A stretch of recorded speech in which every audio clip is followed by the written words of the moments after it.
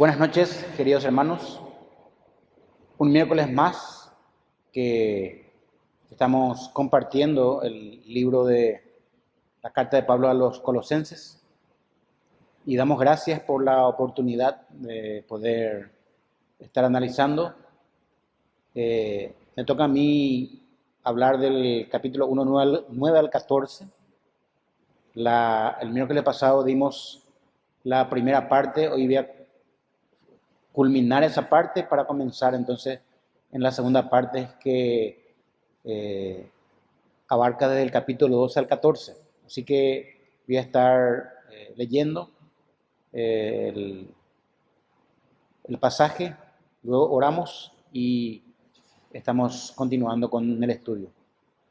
Dice en 1 Corintios capítulo 9, 1, versículo 9 al 14, lo siguiente: por lo cual también nosotros, desde el día que lo oímos, no cesamos de orar por vosotros y de pedir que seáis llenos del conocimiento de su voluntad en toda sabiduría e inteligencia espiritual, para que andéis como es digno del Señor, agradándole en todo, llevando fruto en toda buena obra y creciendo en el conocimiento de Dios, fortalecidos con todo poder conforme a la potencia de su gloria, para toda paciencia y longanimidad, con gozo, dando gracias al Padre que nos hizo aptos para participar de la herencia de los santos en luz, el cual nos ha librado de la potestad de las tinieblas y trasladado al reino de su amado Hijo, en quien tenemos redención por su sangre, el perdón de pecados.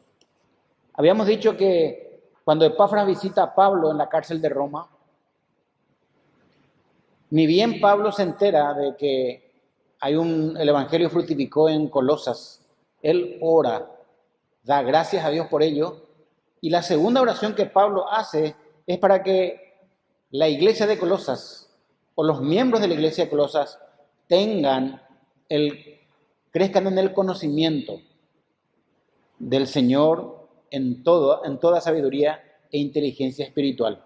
Esto tiene que ver, hermanos, de que dijimos que Epafras comparte a Pablo de que falsas doctrinas podrían llegar a infectar la iglesia.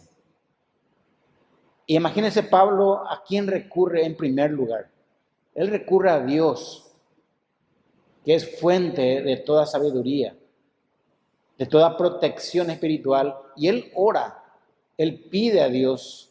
2000 kilómetros estaba la iglesia de él. Y Pablo tiene la certeza en fe que Dios va a obrar en los miembros de la iglesia para que ellos crezcan realmente en el conocimiento de la voluntad de Dios en toda sabiduría espiritual. Y vimos que una de las manifestaciones del conocimiento es andar como es digno del Señor. Esto era lo que Pablo estaba, por lo cual Pablo estaba orando, que la iglesia de Colosas, que los miembros realmente anden como es digno del Señor, creciendo en el conocimiento de Dios. Mis queridos hermanos, así como toda la vida que nace debe desarrollarse y crecer, así también lo es la vida espiritual. Nosotros un día hemos crecido, hemos nacido de nuevo y hemos sido regenerados por Dios mismo, y a partir de haber sido nacidos de nuevo, el mandamiento de Dios es que nosotros crezcamos espiritualmente. Es interesante que el apóstol Pablo está orando por ellos y él quiere que la gente de Colosas tengan el conocimiento de la voluntad de Dios en toda sabiduría espiritual. Y vimos que las manifestaciones eran como llevar fruto en toda buena obra, pero otra manifestación es andar como es digno del Señor. Y esto es creciendo en el conocimiento de Dios. Dice en 2 Corintios capítulo 5, versículo 17, y se refiere realmente a que un día los creyentes hemos nacido de nuevo, dice, de modo que si alguno está en Cristo, nueva criatura es. Las cosas viejas pasaron, he aquí, todas son hechas nuevas. Hemos sido una nueva creación de Dios mismo. Y en 1 Pedro dice, desead como niños recién nacidos la leche espiritual no adulterada, para que por ella crezcáis para salvación. Hay un elemento importante que para crecer espiritualmente y el medio de ese conocimiento es la palabra de Dios. Pedro dice, deseen como niños recién nacidos la leche espiritual no adulterada, la palabra de Dios. Dice, para que por ella, por medio de la palabra, crezcan en la vida espiritual. Este conocimiento adquirido por medio de la palabra es interesante que se refleja en el creyente en una obediencia continua a la voluntad del Señor. Este conocimiento, vuelvo a repetir, que nos da la palabra de Dios, se refleja en el creyente en su obediencia a la voluntad del Señor. Por último, el conocimiento también tiene algo muy importante como resultado.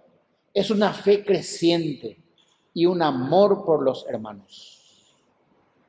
Una fe que crece, una fe que se va desarrollando, una fe práctica y un amor por los hermanos. Esto es lo que te da el conocimiento de la voluntad de Dios. Pablo dice a los Filipenses, versículo 1:9, y esto pido en oración, que vuestro amor abunde aún más y más en ciencia y en todo conocimiento. Esto es lo que Pablo ora. Pablo oró por todas las iglesias así. Oró por la iglesia de Éfeso, oró por la iglesia de Filipos y también oró por la iglesia de Colosas, estando en la cárcel. Y él dice, y esto pido en oración, Filipenses 1:9, que vuestro amor abunde aún más y más en ciencia y en todo conocimiento. Uno va conociendo lo que va amando y uno va amando lo que está conociendo. Esto es importante. Ahora, otra manifestación de andar como es digno del Señor es que seamos fortalecidos con poder. Que seamos fortalecidos con poder. Dice en el versículo 11 del capítulo 1 de Colosenses, fortalecidos con todo poder, conforme a la potencia de su gloria, para toda paciencia y longanimidad. Este es el último propósito de la oración de Pablo, en el que los colosenses debían andar como es digno del Evangelio, y el resultado sería fortalecidos realmente. Está una palabra muy interesante que es dunamonmenoi, es la palabra. Es poder, es fortaleza espiritual. Y en 1 Timoteo 1:12, Pablo dice, doy gracias al que me fortaleció, ahí está la palabra, a Cristo Jesús, nuestro Señor, porque me tuvo por fiel, poniéndome en el ministerio. Hermanos, los creyentes necesitamos día a día de esta fortaleza espiritual de Dios para realmente hacer frente a los obstáculos que se oponen a nuestra vida, a una vida santa, a una vida espiritual fructífera. Cuando el creyente se disponga para tener una vida santa y una vida fructífera, se va a dar cuenta que va a tener obstáculos en su vida espiritualmente. Y para eso necesitamos este poder. El poder de Dios, ¿cómo se manifiesta en nosotros? Se manifiesta a través del ministerio del Espíritu Santo, que ahora el Espíritu Santo está haciendo en la vida del creyente. Nuestro Señor le dijo a los discípulos que recibirían poder con la venida del Espíritu Santo sobre ellos. Hechos 1:8 dice, pero recibiréis poder cuando haya venido sobre vosotros el Espíritu Santo. El Señor sabía que ellos iban a atravesar grandes dificultades y que iban a necesitar de este poder del Espíritu Santo, esta fortaleza que viene de Dios para que ellos puedan predicar el Evangelio.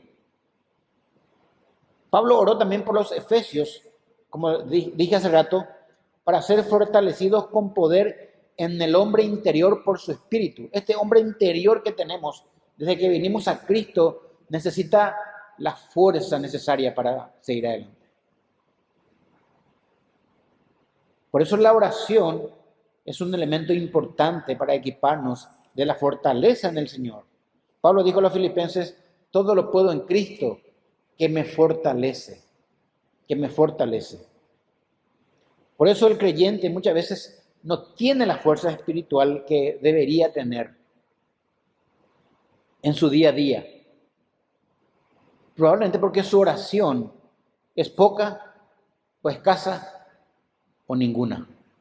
Y nos sentimos débiles, incapaces de hacer la voluntad de Dios.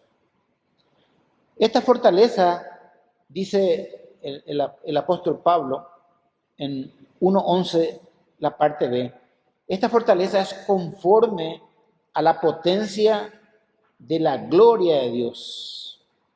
La medida de ese poder se conforma a la potencia de su gloria. Es Dios la fuente de todo poder, es su gloria realmente. Ahora, gloria viene de una palabra doxa y se refiere a la manifestación de los atributos de Dios. Y potencia es kratos, que denota esa fuerza en acción. Cuando el hombre de Dios está accionando y tiene una fuerza para accionar, para evangelizar, para testificar, para enseñar, para predicar, para gobernar, necesitamos esa potencia que viene de Dios. Él es la fuente.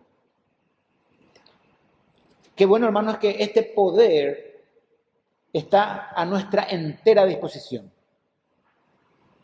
Esto puede darnos sin límites. Ese poder es ilimitado de Dios. No nos da por pedacito, nos da todo. Depende de nosotros pedirlo y apropiarnos de ese poder. Pero hay un último resultado de este conocimiento espiritual. Ahí en la parte C de capítulo 1:11 dice, conforme a la potencia de la gloria de Dios, para toda paciencia y longanimidad. Estas palabras, paciencia y longanimidad, son casi sinónimas. En realidad es paciencia, pero se divide en dos partes. Una paciencia es para las adversidades que tenemos en la vida y poder enfrentarlas con mucha paciencia. Y otra es para relacionarnos con personas y tener paciencia con las personas. Es decir, que si este poder es para toda paciencia y longanimidad, es decir, que el conocimiento de las promesas y propósitos de Dios revelados en las Escrituras nos da la fortaleza para soportar las pruebas y el sufrimiento. Necesitamos de este conocimiento espiritual que tiene que ver con el poder ilimitado de Dios que nos da a través de su Espíritu para tener paciencia y longanimidad. Muchas veces el camino del creyente en su andar diario es difícil, realmente, es difícil. Tenemos adversidades, debemos hacer la voluntad de Dios. Hay personas que se nos atraviesan en la vida y tenemos que estar teniendo paciencia. Nos ofenden, tenemos que tener paciencia, así también como nosotros ofendemos.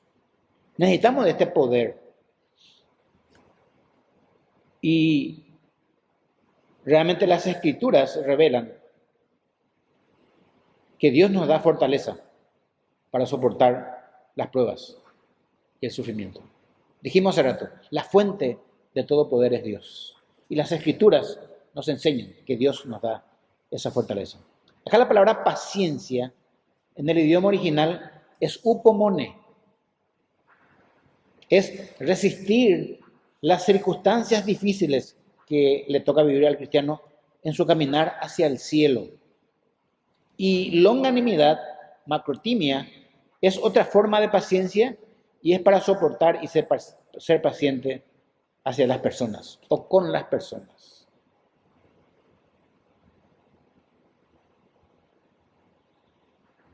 Muchas veces tenemos que hacer cosas grandes para Dios, en el sentido difíciles para Dios, dificultuosos, y necesitamos de esta paciencia. Y también, como dijimos, muchas veces estaremos en contacto con personas difíciles de soportar. La Biblia nos manda que realmente soportemos. Y acá, para que eso ocurra, nosotros no tenemos ese poder. El poder humano no puede hacer eso. O si lo hace, lo va a hacer mal. Necesitamos el poder de Dios que se manifiesta en longanimidad para soportar con paciencia a las personas.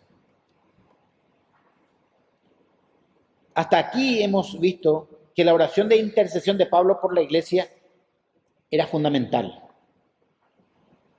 Y también para nosotros, especialmente cuando pedimos que todos los creyentes obtengan un conocimiento de la voluntad, un crecimiento en el conocimiento de la voluntad de Dios en toda sabiduría e inteligencia espiritual. Alguien decía que la sabiduría es poner en práctica todo el conocimiento adquirido. Y hay otro concepto interesante de la sabiduría que dice así: debemos reunir toda la información que podamos, ponderar las ventajas e inconvenientes y tomar nuestras propias decisiones en fe.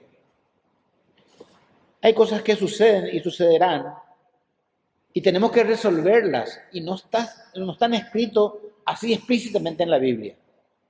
Como nos está ocurriendo cuando estamos en una situación, no está escrito en la Biblia explícitamente. En esos casos hay que hacer decisiones grandes en nuestra vida. Necesitamos de sabiduría, necesitamos de inteligencia espiritual. El creyente tiene esta herramienta. Pedir a Dios, como lo hizo Pablo. Pedir a Dios. Crecimiento en el conocimiento, en toda sabiduría e inteligencia espiritual. Pero hay una segunda parte de la oración de Pablo que vamos a desarrollar para este día, que ahí está en Colosenses 1, 12 al 14, que tiene que ver con la oración que alaba a Dios por la salvación. Dice capítulo 1, 12 al 14, Colosenses, con gozo. Primer elemento importante, con gozo. Pablo en la cárcel dando gracias a Dios con gozo. Dice, con gozo dando gracias al Padre que nos hizo aptos para participar de la herencia de los santos en luz, el cual nos ha librado de la potestad de las tinieblas y trasladado al reino de su amado Hijo, en quien tenemos redención por su sangre, el perdón de pecados. El título de este sermón, de esta parte, escribí de esta manera y dice, la salvación es motivo de alabanza a Dios. ¿Qué piensa usted, hermano? Yo pienso así, la salvación es motivo de alabanza a Dios. Como dijimos al comienzo, que la acción de gracias es algo que caracteriza a la vida piadosa del apóstol Pablo. No importa en las circunstancias en las que se encuentre. En este caso, vemos que estaba en la cárcel en Roma, encadenado físicamente, pero espiritualmente libre, con un sumo gozo que solo puede venir de nuestro Dios mediante su Santo Espíritu. Imagínense, hermanos, él dando gracias a Dios, porque alguna vez Epafras participó de un ministerio suyo. Epafras fue a Colosas, fue a plantar una iglesia y el evangelio dio su fruto. Y había una iglesia floreciente en la iglesia de Colosas y esto era para Pablo algo indescriptible que él da gracias a Dios. En primer lugar vimos que él pide, primero que da gracias a Dios por la gente de Colosas. Y segundo, y también ora a Dios para que estos hombres, para que estas personas en la iglesia de Colosas, estos hermanos, crezcan en toda sabiduría e inteligencia espiritual. Pero acá en esta parte, él está orando, Pablo está dando gracias por la salvación que él tiene y que los hermanos tienen. Es interesante que, hablando de gracias y alabanza, Pablo dice en Filipenses 4:6, por nada estéis afanosos, sino sean conocidas vuestras peticiones delante de Dios, en toda oración y ruego, con acción de gracias. Es la característica de Pablo, una persona súper agradecida a Dios. 1 Timoteo 2:1 dice, exhorto a que se hagan rogativas, oraciones, peticiones y acciones de gracias por todos los hombres. Es bueno que no perdamos de vista el dar gracias a Dios constantemente. Y es lo que la Biblia enseña en varias partes y que debiéramos practicarla en nuestras oraciones personales y eclesiales. Cuando oramos en nuestros cuartos con Dios y también en la iglesia cuando nos reunimos. Darle gracias a Dios. Dice Salmo 92:1, bueno es alabarte, oh Jehová, y cantar salmos a tu nombre, oh Altísimo. Efesios 5:20, Pablo dice, dando gracias por todo al Dios y Padre en el nombre de nuestro Señor Jesucristo. Tantas veces, repitiendo y repitiendo Pablo, que él da gracias a Dios por todo. En esta alabanza el apóstol Pablo, en la que leímos, está enfatizando que el motivo de su alabanza a Dios es por la salvación que tenemos en Cristo Jesús, especialmente de los colosenses, incluyéndose él también, porque él dice, con gozo, dando gracias al Padre que nos hizo aptos para ir al cielo. El gran tema que Pablo va a desarrollar aquí, evidentemente, es la doctrina de la salvación y lo va a partir en tres grandes verdades, si nos fijamos del versículo 12 al 14. Va a partir en tres grandes verdades la doctrina de la salvación en la herencia, número 1, número 2, la liberación y tercero, el traslado.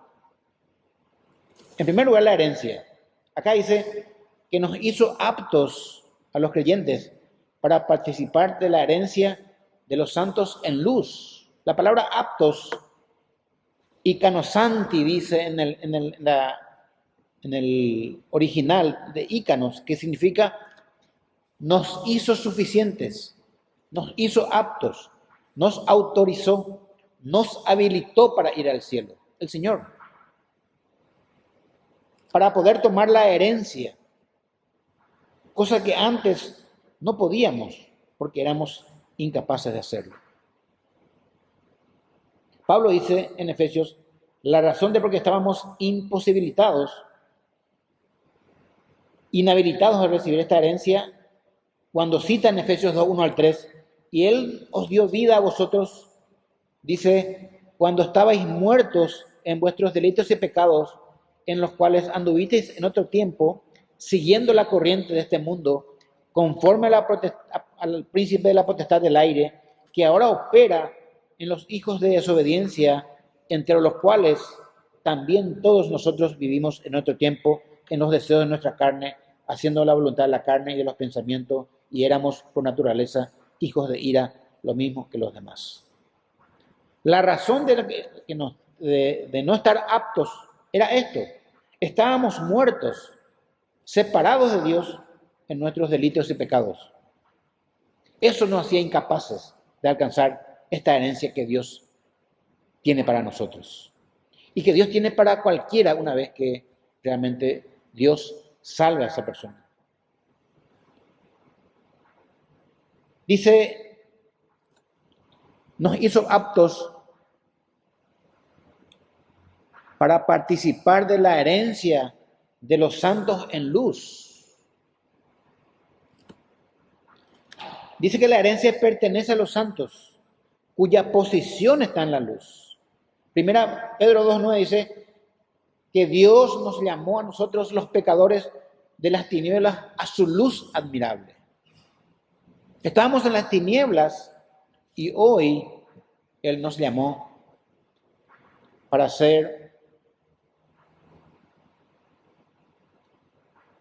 pasar de las tinieblas a su luz admirable. Ahora es interesante, hermanos, y quiero explicar algo importante. Esta herencia nos está refiriendo al cielo mismo. Se está refiriendo que recibimos una parte de la herencia en esta vida terrenal para vivir en luz. Los creyentes hemos sido llamados o apartados por Dios por medio de su Espíritu para vivir en luz en este tiempo. 1 Juan 1:7 dice, pero si andamos en luz, como Él está en luz, tenemos comunión unos con otros y la sangre de Jesucristo nos limpia de todo pecado. Esta es la idea de ser aptos para participar de los santos en la herencia, de los santos en luz. Hemos tenido una herencia espiritual que nos hace posible vivir en la luz. En segundo lugar, la liberación. Dice el capítulo 1:13a, el cual nos ha librado de la potestad de las tinieblas. Deberíamos leer literalmente, quien nos libró de la potestad de las tinieblas. Esta palabra libró está hablando del hecho histórico de la salvación del hombre. Dios liberó a su pueblo de la esclavitud de los egipcios si vemos los hechos de la historia.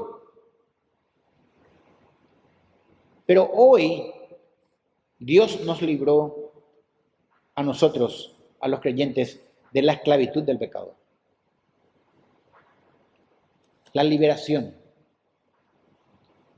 Por eso decimos, y la Biblia enseña, que la salvación pertenece a Jehová, fue Él quien nos liberó de la esclavitud del pecado. Y ahí Pablo, si abren sus Biblias, en la carta a los Romanos dice algo muy interesante acerca de la esclavitud del pecado. Dice capítulo 6:16, ¿no sabéis que si sometéis a alguien como esclavos para obedecerle, sois esclavos de aquel a quien obedecéis, sea del pecado para muerte o sea de la obediencia para justicia? Dice el versículo 17 y 18, pero gracias a Dios, que aunque erais esclavos del pecado, habéis obedecido de corazón a aquella forma de doctrina de la cual fuisteis entregados y libertados del pecado. Ahora venís a ser siervos de justicia. Dios nos libertó de la esclavitud del pecado. Nos libertó de la esclavitud del pecado. Nos liberó de la potestad de las tinieblas. Esta palabra potestad, dice la Biblia, el cual nos ha librado de la potestad de las tinieblas. Esta palabra potestad significa autoridad y se refiere a la hegemonía que el reino de las tinieblas ejercía sobre nosotros antes, cuando no éramos creyentes, antes de nuestra conversión. Haciendo la voluntad de Satanás estábamos todos los días bajo su dominio. Estábamos bajo su dominio, aunque nosotros no nos damos cuenta. Éramos hijos de ira, dice la Biblia en Efesios. Pero hoy el creyente, con toda libertad, puede aseverar, como dice en 1 Juan 4:4, mayor ese es el que está en vosotros que el que está en el mundo. Mayor Jesucristo es el que está en vosotros que el que está en el mundo, Satanás. Aunque Satanás ejerce aún toda su potestad en el reino de las tinieblas y gobierna este mundo, ya no tiene poder sobre el creyente. El creyente ha sido librado de su esclavitud. Y esto es grandioso.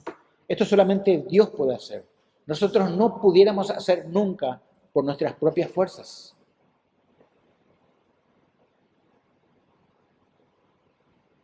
Y en tercer lugar, esta parte que el apóstol Pablo parte de la doctrina de la salvación, está ahí en Colosenses 13, la parte B, y trasladado, dice, y trasladado, nos ha librado de las potestades de las tinieblas y trasladado al reino de su amado Hijo. La palabra traslado significa mover de un lado a otro o transferir. Este vocablo se usaba para indicar antiguamente la deportación de un grupo de personas con el fin de formar otra colonia. Fueron trasladados. Bueno, ¿qué pasó con nosotros? Nosotros dice la Biblia que hemos sido trasladados de la potestad de las tinieblas al reino de su amado Hijo. Debemos contemplar esta palabra, ha sido trasladado al reino, que el creyente, como dije, como que fuimos trasladados al reino de su Hijo, el Señor Jesucristo. Para eso veamos algunos versículos que muestran estos actos divinos que el apóstol Pablo ya lo da por ejecutados. Porque dice, ha sido trasladado, pasado, que ya han sido ejecutados. Pero Pablo los da ya por ejecutados lo que va a suceder con nosotros en el futuro. Por ejemplo, Efesios 2:6 dice, y juntamente con él nos resucitó, pasado, y asimismo nos hizo sentar en los lugares celestiales con Cristo Jesús. Sinceramente, podemos decir que nosotros todavía no estamos sentados en los lugares celestiales con Cristo Jesús, pero va a pasar. Pero el apóstol Pablo ya da por sentado, porque esto sucedió con nosotros en Cristo cuando vinimos a Él. Esto es grandioso. Aunque la resurrección del creyente es un acontecimiento futuro, Pablo ya lo da como si ya se hubiera realizado. Pero hay otro pasaje en Hebreos capítulo 12, versículo 28, que ilustra mucho más lo que estamos hablando. Dice Hebreos 12, 28, así que recibiendo, no dice que vamos a recibir, recibiendo nosotros un reino inconmovible, tengamos gratitud, lo que Pablo hacía, y mediante ella sirvamos a Dios, agradándole con temor y reverencia, porque nuestro Dios es fuego consumidor.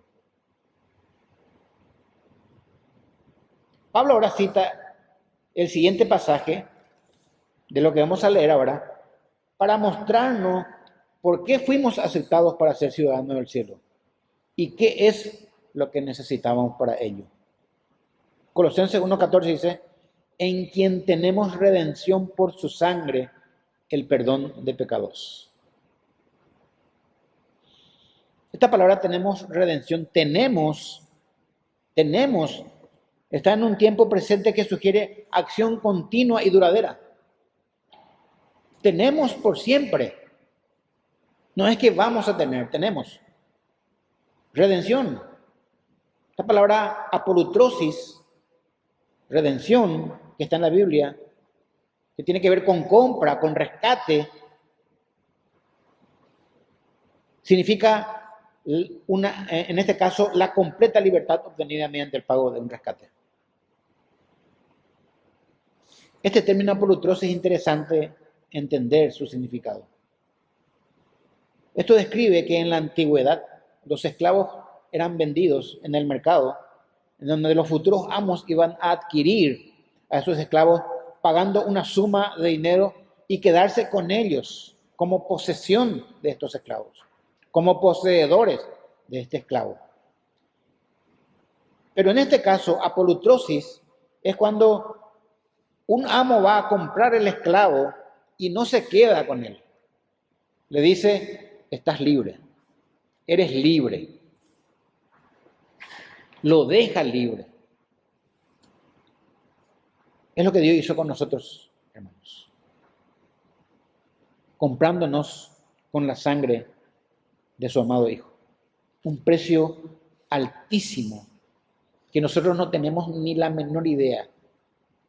Le hemos costado a Dios el precio de la sangre de su Hijo.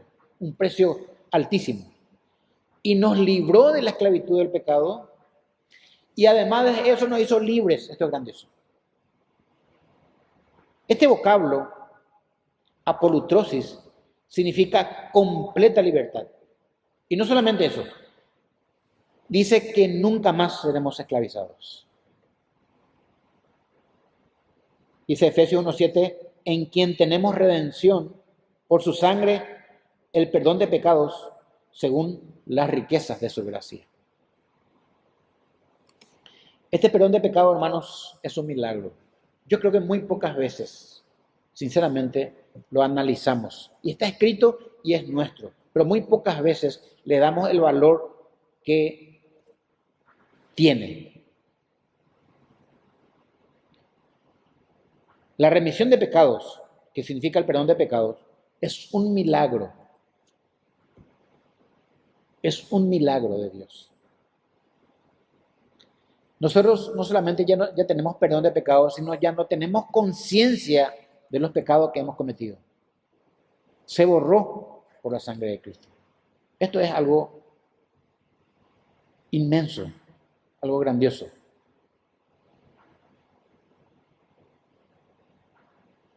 Cristo nos redimió de nuestros pecados, limpiándonos con su sangre, la que se derramó en la cruz del Calvario.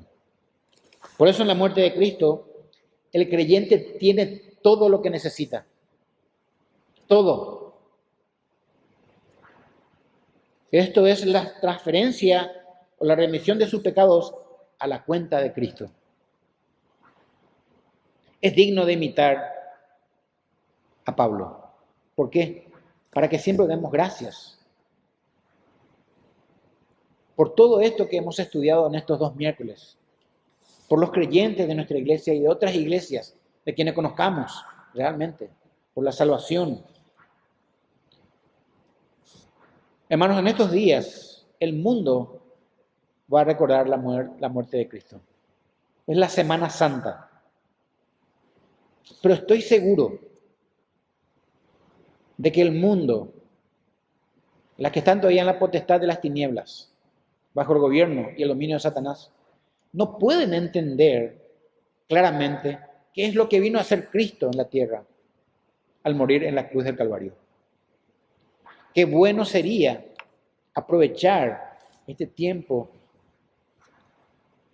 tengamos oportunidad para hablar con alguien del Evangelio en esta semana. No porque sea esta semana nomás, esta semana también. Y le expliquemos realmente el valor que tiene el Evangelio. Vamos a orar. Gracias, Señor, por esta hermosa noche en donde terminamos la segunda parte de este pasaje en donde Pablo, Señor, es un hombre que es un ejemplo para nosotros de seguir, porque él en todo momento está recurriendo a ti en oración. Está dándote gracias, está pidiéndote cosas para beneficio de otros creyentes, nunca por su beneficio, sino de otros. Y él también te alaba en oración por la salvación que tiene en Cristo Jesús. Te agradecemos tanto, Señor, por esta hermosa noche una vez más, en el nombre de Cristo Jesús.